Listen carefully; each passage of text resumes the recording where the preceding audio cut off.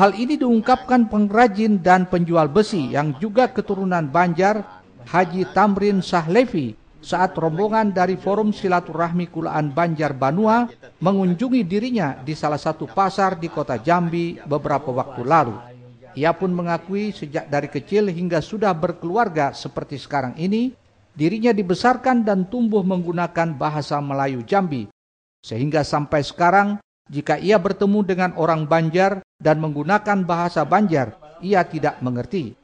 Untuk itu Haji Tamrin Sahlevi menginginkan adanya referensi atau pembelajaran seperti buku atau kamus bahasa Banjar, sehingga dirinya bisa mempelajari bahasa Banjar dan juga mengajarkan bahasa Banjar kepada anak-anaknya.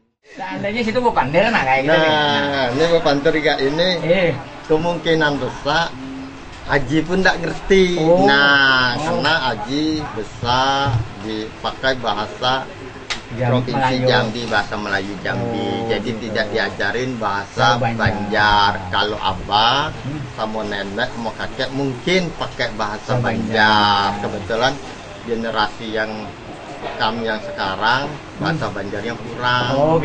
Nah, makanya kalau bisa ada buku kamus misalnya panggilan om, paman misalnya kan, panggilannya aci, panggilan uak mungkin jula, karena itu tidak tahu kami di sini. Nah, itu masalahnya.